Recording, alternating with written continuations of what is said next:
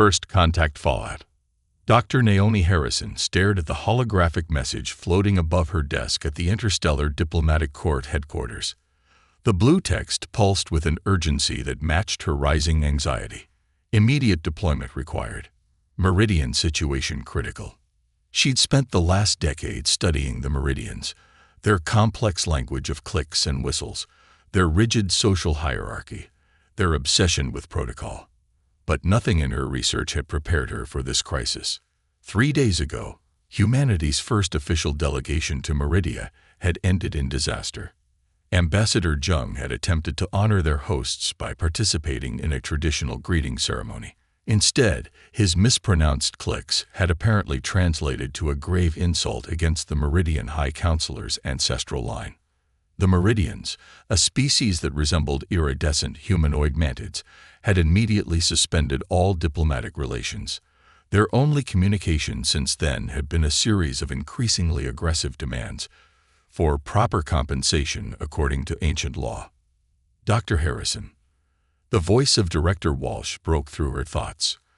The weathered diplomat stood in her doorway, dark circles under his eyes, suggesting he hadn't slept since the crisis began. The transport leaves in an hour. Are you prepared? Naomi gathered her tablets and neural interface headset. As I'll ever be. Has there been any clarification on what type of compensation they're demanding? Walsh's expression tightened. Nothing specific, just more references to their ancient laws of honor. You're our best xenolinguist and the leading expert on Meridian culture. If anyone can navigate this mess, it's you. The trip to Meridia took 18 hours in fold space. Naomi spent every minute reviewing cultural databases, searching for precedents. The Meridians were notoriously inflexible about their traditions, but surely there was a diplomatic solution that didn't involve whatever they were planning. The Meridian capital ship that greeted them was a stark contrast to Earth vessels, all sharp angles and crystalline surfaces that reflected the starlight like faceted jewels. As their shuttle docked, Naomi took a deep breath and activated her neural translator. First Counselor Sith waited in the reception chamber, his iridescent exoskeleton shifting through shades of blue and green. Lesser counselors flanked him, their shells darker, marking their lower status. The chamber's architecture emphasized their height advantage. The ceiling soared at least 30 feet up, making the humans appear even smaller. Greetings, voice of Earth, Sith clicked, mandibles moving in precise patterns. We trust you come prepared to address the shame brought upon our people. Naomi bowed exactly 12 degrees. Anything more would suggest submission. Anything less would be casual disrespect. Honored First Counselor, I come seeking understanding and resolution. Perhaps if you could clarify the exact nature of the offense. The offense is absolute. Sith's shell flashed crimson. Your ambassador spoke the sacred clicks with a base tongue, corrupting their meaning. By our most ancient laws, such an insult can only be answered one way. And that way is. Naomi kept her voice steady, though her heart raced. The challenge of reparation must be met. One champion from each people, proving their worth through trial. Sith's mandibles clicked with finality.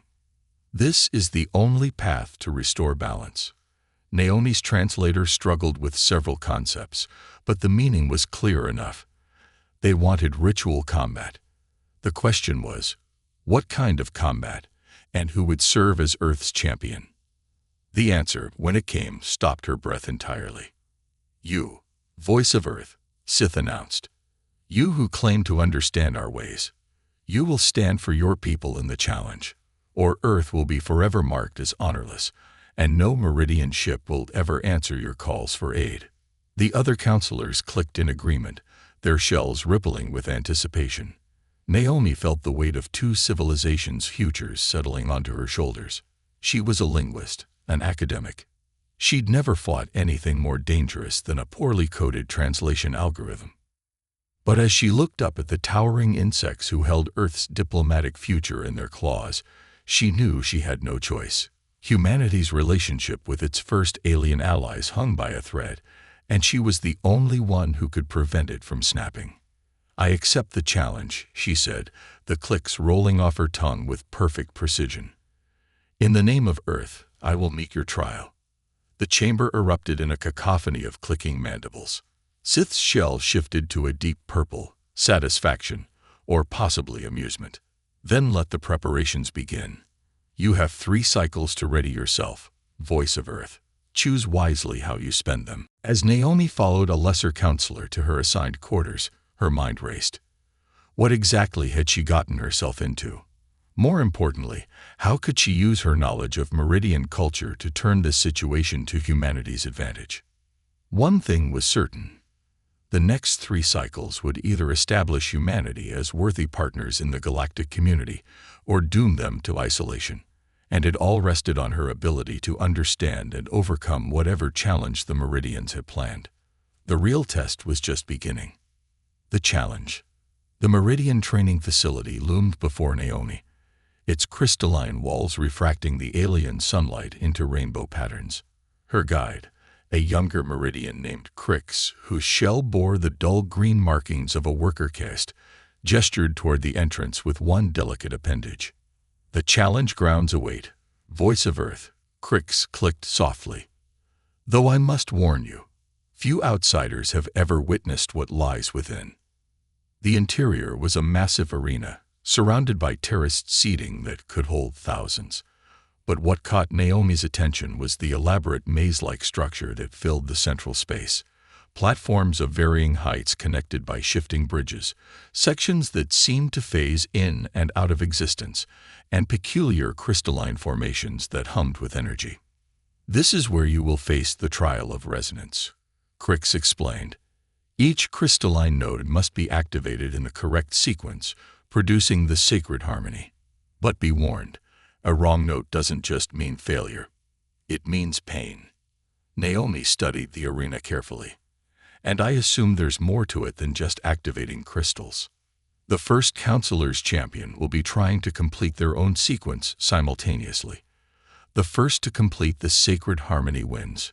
Crix's mandibles twitched. "Though no challenger has succeeded in the last 3 centuries." As if on cue, a massive Meridian warrior entered from the opposite side.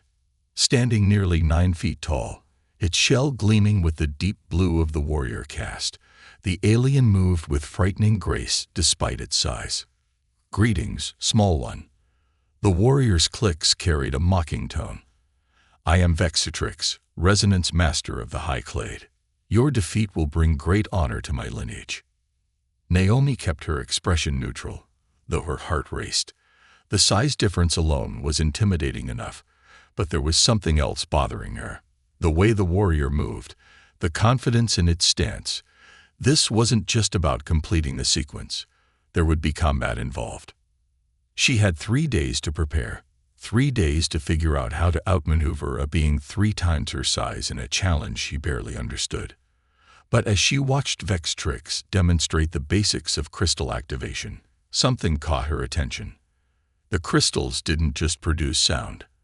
They created visible patterns of resonance in the air, patterns that reminded her of something she'd seen in her linguistic studies. The sacred clicks of the Meridian language weren't just sounds. They were mathematical formulas expressed through acoustics.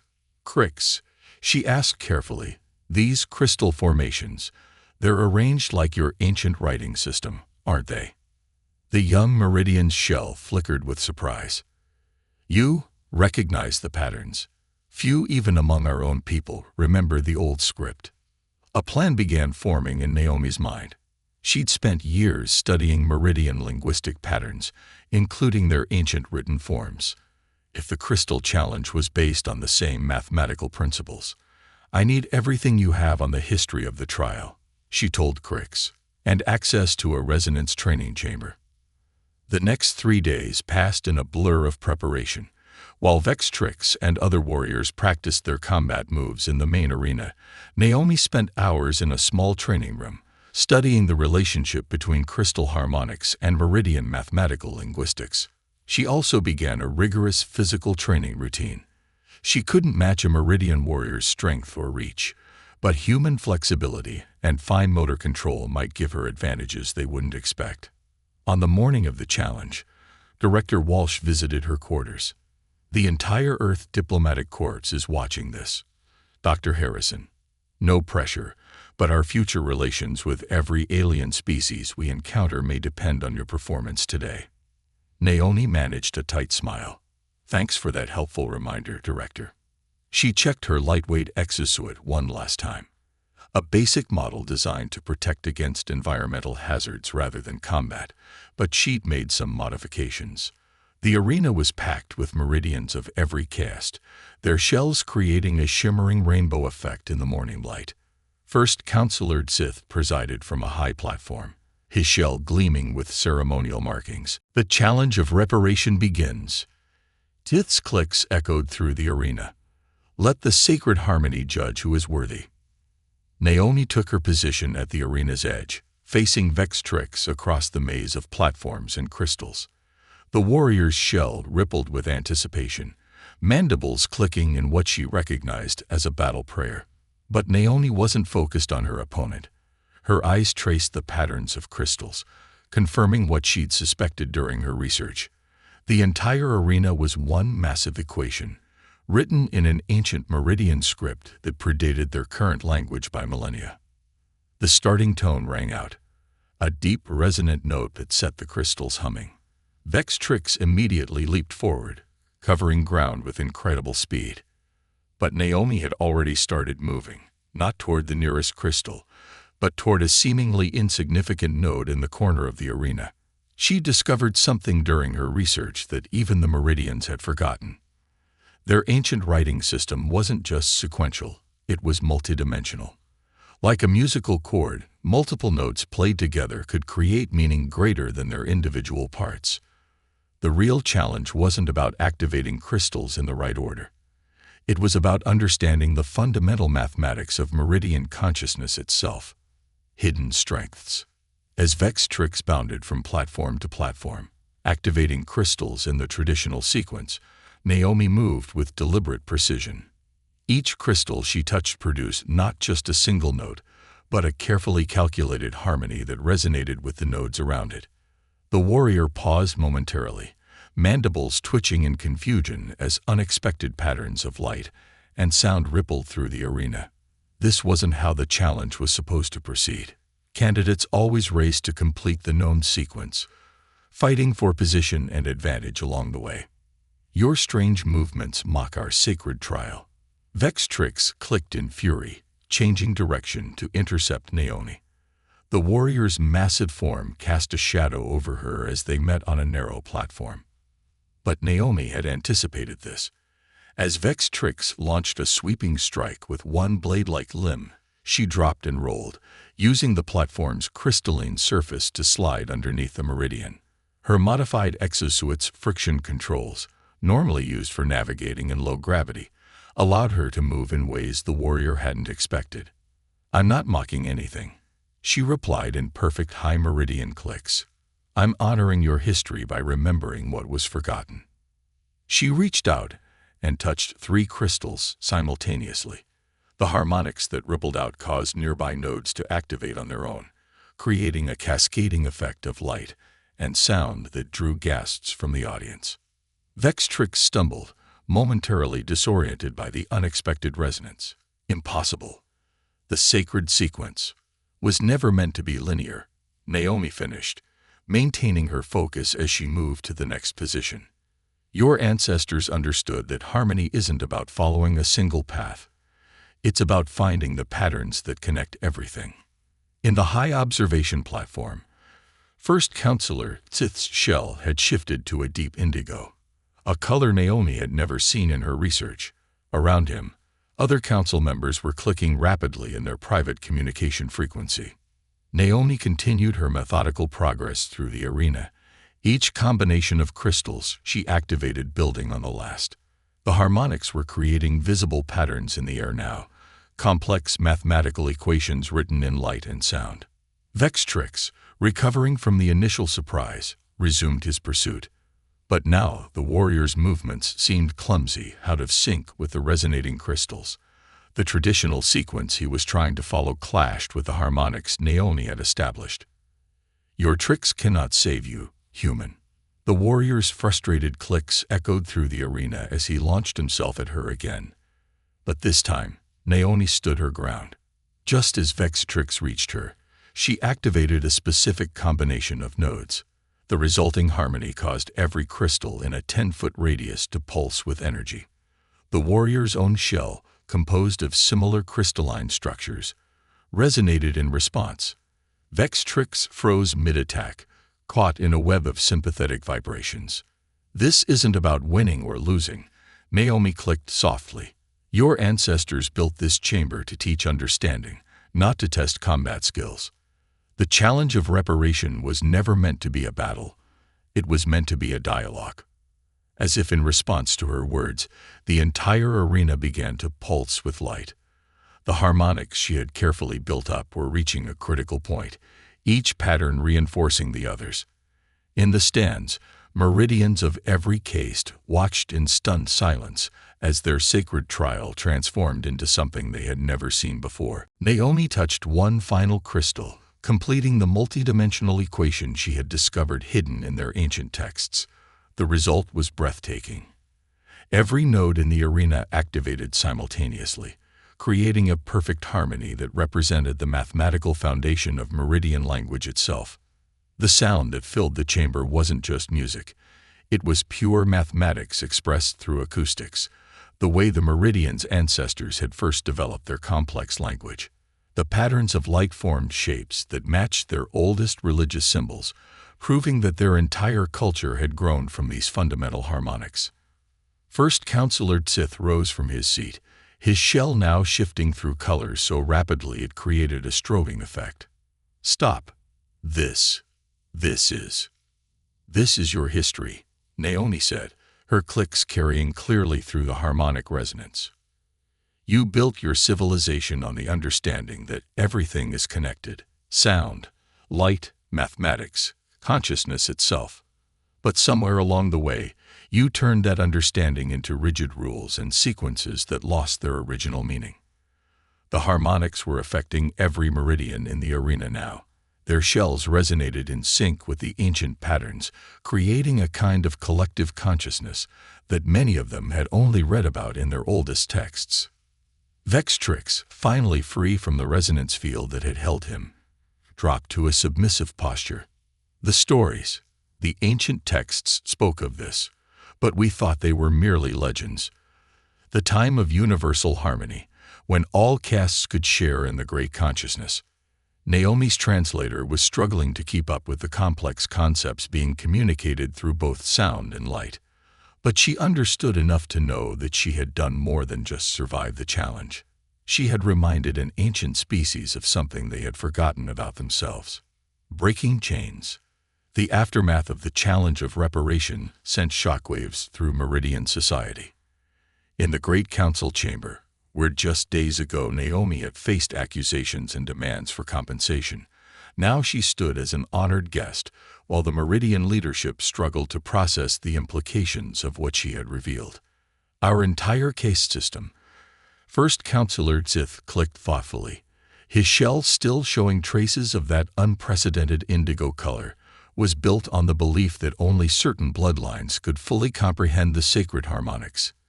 Yet you, an alien, discovered what we had forgotten. Naomi chose her next words carefully. Perhaps that's precisely why I could see it. Sometimes it takes an outside perspective to recognize patterns that have become invisible through familiarity. The chamber had been modified to incorporate the harmonic patterns she had discovered. Soft resonances filled the air, making the crystalline walls pulse with gentle light. Around the room, meridians of all castes stood together. Another unprecedented change. The harmonics seemed to naturally break down the rigid social barriers they had maintained for centuries. Vextrix, who had requested to be present, clicked in agreement. The human speaks truth. I have served as resonance master for 20 cycles, yet I never questioned why we performed the sequences as we did. We simply followed tradition. And that's the real danger, isn't it? Naomi added. Not change, but the lack of it. The universe is constantly evolving. Any species that refuses to adapt risks stagnation. Director Walsh, watching from the Earth delegation's position, couldn't quite hide his smile. In less than a week, his linguist had not only averted a diplomatic crisis, but had catalyzed a social revolution on an alien world. First Counselor Sith rose, his massive form casting shifting shadows in the harmonic light. The challenge of reparation has been met, but not in any way we could have anticipated. You were meant to prove Earth's worth through combat. Instead, you have proven it through understanding. This is acceptable. A wave of clicking filled the chamber, the meridian equivalent of applause. But Sith wasn't finished. However, this creates a new challenge. Our society stands on the brink of transformation. The harmonics you awakened cannot be forgotten. The barriers between castes are already beginning to blur. Change is coming, whether we will it or not. Naomi nodded. Change doesn't have to mean losing your identity. The sacred harmonics are still sacred. They're just accessible to more of your people now. Think of it as expanding your civilization's consciousness rather than replacing it. And this is why we need Earth's help, Sith announced. Not as subordinates or superiors, but as partners. Your species has faced its own social transformations. You understand how to navigate change while preserving cultural identity. The implications were staggering. What had begun as a diplomatic crisis was becoming an opportunity for unprecedented cooperation between humans and Meridians. Over the next few hours, preliminary agreements were drafted. Earth would provide advisors to help the Meridians manage their social transition. In return, the Meridians would share their harmonic technology, with proper cultural safeguards in place. As the formal proceedings concluded, Crix approached Naomi. The young worker's shell now showed traces of scholars' markings, another sign of the changing times. You have given us back our past, Crix clicked softly, and in doing so, you have given us a new future. The harmony you awakened, it feels like coming home to a place we never knew we had lost. Naomi smiled. That's the thing about humanity. We're not stronger than you, or smarter, or more advanced. But we are very, very good at finding lost things. Especially hope. Later, as the Earth delegation prepared to depart, Director Walsh found Naomi in the observation dome, watching the crystalline spires of the Meridian city sparkle in the sunset. You know what he said, when I sent you here, I was hoping you'd find a way to smooth things over diplomatically. Maybe pay some symbolic reparation and get us back to normal relations. He shook his head in amazement. Instead, you've completely transformed their society and secured humanity's first true alien partnership. All I did was pay attention, Naomi replied. Humans have a gift for that, for seeing past the surface to the deeper patterns underneath. We're curious, we ask questions, we make connections others might miss. She turned to face him. That's our real strength. Not our technology or our military power, but our ability to understand and adapt. Through the dome's crystal walls, they could see Meridians of different castes gathering in the courtyards below, experimenting with the harmonics that had been restricted for so long. The air shimmered with patterns of light and sound as an ancient species rediscovered itself. The universe is full of wonders, Naomi mused.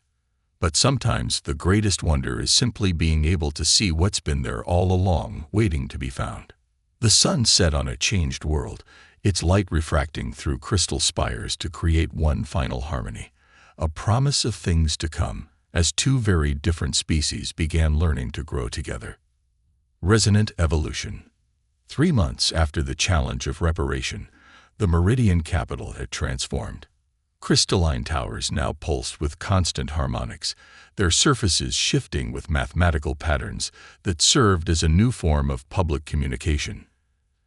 Dr. Naomi Harrison stood in the newly established Human Meridian Cultural Exchange Center, watching young Meridians of all castes learning alongside human students.